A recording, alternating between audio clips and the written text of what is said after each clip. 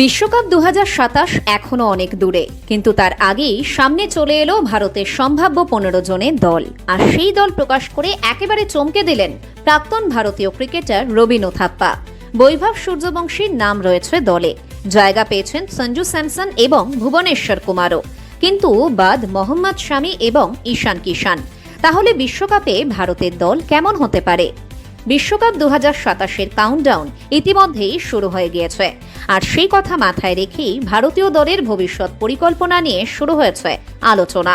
যদিও 2027 বিশ্বকাপের আসল দল ঘোষণা এখনো হয়নি, তবে ভারতের প্রাক্তন ক্রিকেটার রবিন থাপ্পা নিজের পছন্দের 15 জনের দল বেছে নিয়েছেন, আর সেই দলেই রয়েছে একাধিক বড় চমক। থাপ্পার দলে ওপেনার হিসেবে রয়েছেন রোহিত শর্মা এবং শুভমান গিল, 3 নম্বরে বিরাট কোহলি, 4 নম্বরে শ্রেয়াস আইয়ার। এরপরই সবচেয়ে বড় চমক, দলে জায়গা পেয়েছেন তরুণ বৈভব সূর্যবংশী।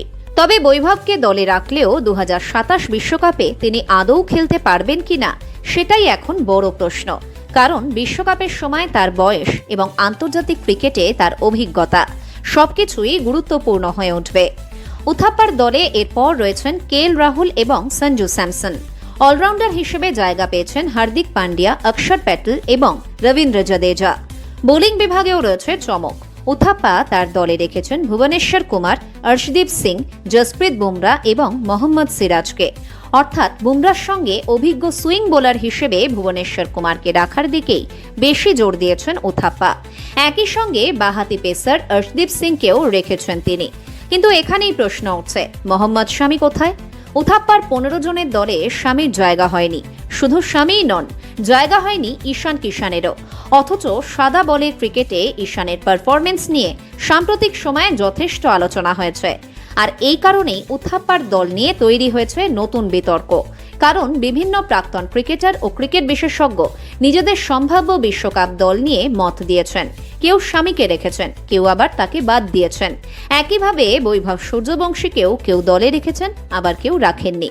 কিন্তু রবিন থাপ্পা যে জায়গায় সবচেয়ে বেশি চমক দিয়েছেন তা হলো তিনি বৈভব সূর্যবংশীকে সুযোগ দিয়েছেন, অথচ ঈশান কিষান এবং মোহাম্মদ শামিকে তার 15 জনের দলে রাখেননি।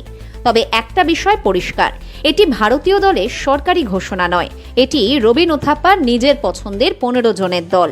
2027 বিশ্বকাপের আসল দল ঘোষণা হবে নির্বাচকদের সিদ্ধান্ত অনুযায়ী। তাহলে আপনার মতে বিশ্বকাপ 2027-এ ভারতের 15 জনের দলে কারা থাকা উচিত?